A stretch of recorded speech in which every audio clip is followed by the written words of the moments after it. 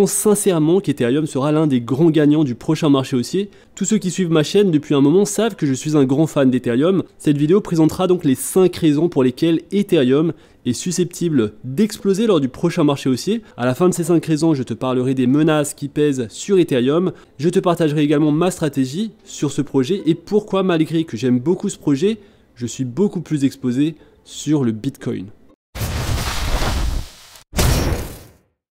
Salut à tous et bienvenue dans cette nouvelle vidéo. La vidéo qui va te montrer que malgré qu'on aime un projet, c'est pas forcément pour ça qu'il faille investir dessus, surtout s'il y a de meilleures alternatives. Je vais te partager mon opinion, alors ça ne concerne que moi, il y a beaucoup de projets que j'aime, des projets crypto très intéressants sur le plan fondamental, mais des projets dans lesquels j'ai vendu mes positions finalement parce qu'ils ne performaient pas aussi bien que le Bitcoin, tout simplement. Et donc commençons avec une petite anecdote. Michael Saylor, qui achète beaucoup de Bitcoin, que beaucoup d'entre vous connaissent comme étant le plus grand supporter du Bitcoin, aime souligner que lorsqu'il a adopté le Bitcoin en investissant en août 2020, il montre souvent que le Bitcoin et MicroStrategy, son entreprise, ont été les meilleurs investissements par rapport à d'autres choix populaires. Alors que se serait-il passé s'il avait adopté l'Ethereum à la place ?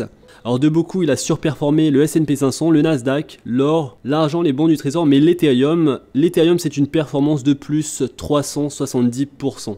Et là, ça change un petit peu la donne. Alors pourquoi l'Ethereum a augmenté autant en prix sur les derniers mois, les dernières années? Commençons par la première raison. Il s'agit du nombre d'adresses uniques sur Ethereum, c'est-à-dire combien de personnes ont utilisé et utilisent Ethereum dans l'ensemble. Et donc voilà clairement ce que tu veux voir, une courbe qui monte directement vers le haut et vers la droite. Remarque qu'au cours des dernières années, il n'y a eu aucun signe de ralentissement, même pendant la chute de 2022. La correction de 2022 n'a pas dissuadé les gens de s'inscrire sur Ethereum. Le nombre d'utilisateurs est désormais supérieur à 200 millions et approche les 250 millions d'adresses. Et donc le simple fait qu'il y ait plus d'utilisateurs qui rejoignent le protocole serait suffisant pour faire monter le prix de l'Ethereum, car c'est là vraiment l'indicateur clé pour choisir un bon projet crypto. Il faut qu'il y ait une forte adoption. Et la forte adoption, elle passe par le nombre d'utilisateurs qui rejoignent ce protocole. Ethereum est un très bon exemple et tu le vois, il y a d'autres projets crypto que je t'ai partagés sur la chaîne. En termes d'audience, ils ont une audience bien plus faible que celle de l'Ethereum, mais en termes de croissance, on est sur de bons chiffres et donc ce sont les projets qu'il faut chercher, ce sont les projets qu'il faut garder à l'œil pour le prochain marché haussier. Et donc Ethereum, juste avec ce graphique, on le sait que c'est un bon choix pour le prochain marché haussier. Et donc la raison principale de l'augmentation au prix du token Ether, c'est la demande. La deuxième raison majeure concerne l'offre réelle. Alors jetons un œil à ce qui se passe. Nous avons ici 3 points. Ethereum, s'il était encore basé sur la preuve de travail,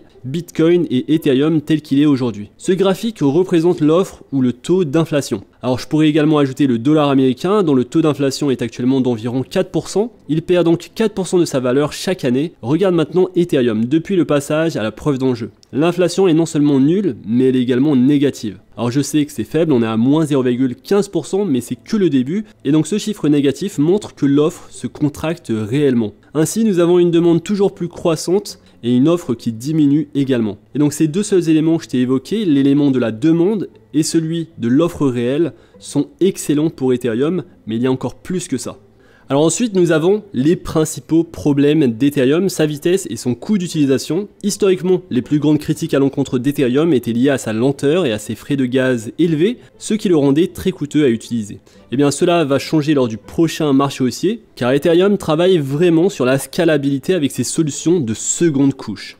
Alors ici on voit qu'il y a près de 10 milliards de dollars qui sont utilisés sur Ethereum grâce à ces solutions de seconde couche, et regarde bien combien de solutions de seconde couche travaillent sur la scalabilité d'Ethereum. Il ne s'agit pas seulement d'un ou deux projets, il y a une liste de 24 solutions différentes. Il y a Arbitrum, Optimism qui sont les plus importants. Donc tu les vois ici et tu vois la TVL, c'est-à-dire la Total Value Locked, la valeur totale verrouillée sur ces protocoles. Donc 5,67 milliards de dollars verrouillés sur Arbitrum, 2,11 milliards de dollars verrouillés sur Optimism. Et ensuite tu retrouves d'autres protocoles que tu connais déjà. DYDX qui est une plateforme d'échange décentralisée, ImmutableX c'est un marketplace de NFT, mais il veut également devenir le centre du play to earn, du gaming, grâce à sa solution de couche 2. Tu le vois, on a Polygonmatic, Starknet, on a beaucoup de projets aussi qu'on ne connaît pas forcément, beaucoup de noms qui me sont inconnus. Et donc ces projets, ils vont tirer parti de la sécurité d'Ethereum tout en le rendant extrêmement rapide et bon marché. Ils utilisent l'Ethereum pour se sécuriser et ils rendent l'Ethereum beaucoup plus rapide et beaucoup moins cher à utiliser. Alors sur DeFi Llama, si on s'intéresse à la finance décentralisée, c'est de ça qu'il est question,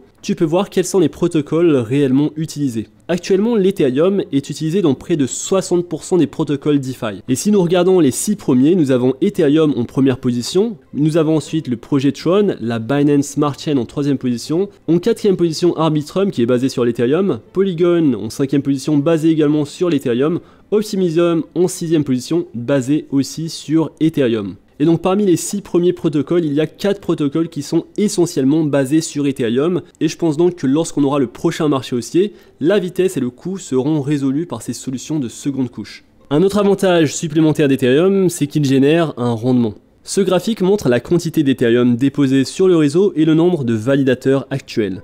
Et là encore, c'est un graphique très encourageant, il y a quelques éléments importants à souligner ici. Plus il y a d'Ethereum mis en staking, moins ils sont disponibles à l'achat. Actuellement, plus de 20 millions d'Ethereum ont été déposés et retirés du marché, et le nombre de validateurs approche les 800 000. Alors souviens-toi que lorsque l'Ethereum a commencé sa transition vers la preuve d'enjeu, tout le monde pensait que cela allait entraîner un crash. Parce qu'on pensait que tout le monde allait retirer son Ethereum du staking. Eh bien il s'est passé exactement l'inverse, les dépôts se sont accélérés, et non seulement cela a réduit l'offre disponible à l'achat, mais cela permet également de générer un rendement. Et pour staker ces jetons Ether, on peut le faire directement sur la plateforme Lido Finance, et on obtient un rendement de 4%, d'environ 4%. Et donc ce rendement à l'avenir peut constituer un énorme avantage pour Ethereum, pour les particuliers mais également pour les institutions. Car on le sait aujourd'hui, les institutions se concentrent sur le Bitcoin avec les ETF spot Bitcoin, mais demain ce sera un ETF spot Ethereum, tout simplement. Et ça viendra d'institutions qu'on connaît déjà, et c'est la 5e raison.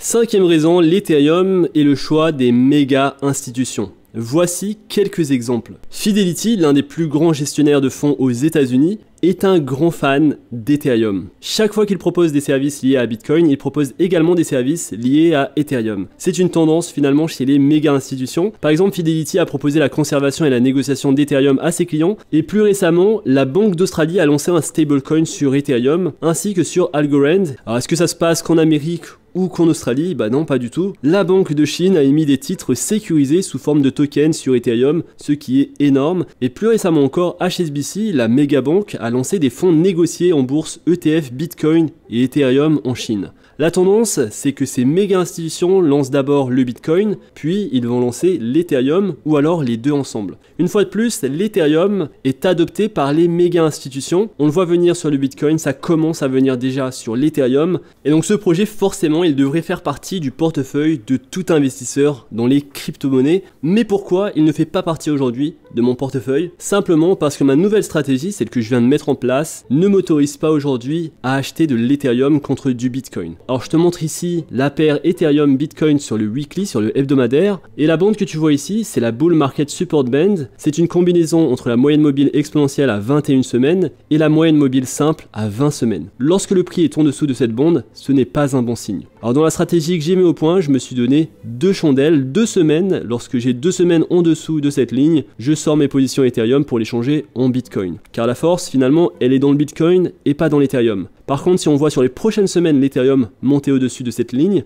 j'investirai, je changerai une partie de mes bitcoins en Ethereum. Aujourd'hui, ce n'est pas le cas et finalement, c'est assez dangereux parce qu'on pourrait descendre très rapidement. Tu vois, ça fait plusieurs semaines qu'on descend, qu'on sous-performe le Bitcoin. Et donc pour moi, aujourd'hui, ça ne représente pas un choix d'investissement meilleur que le choix du Bitcoin, tout simplement. Et donc c'est une question finalement de dominance, c'est une question de force, c'est une question technique et ce n'est pas une question émotionnelle. Je suis très rationnel en ce moment sur les marchés. J'ai fait beaucoup d'erreurs. Comme beaucoup d'investisseurs, on s'attache forcément au projet qu'on préfère, mais il y a des moments où c'est mieux de lâcher des projets en fonction de ses stratégies. Et donc ma stratégie, c'est celle-ci. Je t'ai parlé un petit peu de la stratégie. Alors avant de finir cette vidéo, je n'ai pas encore parlé des menaces qui pèsent sur l'Ethereum. Laisse-moi t'évoquer ce que je considère comme la plus grande menace pour Ethereum.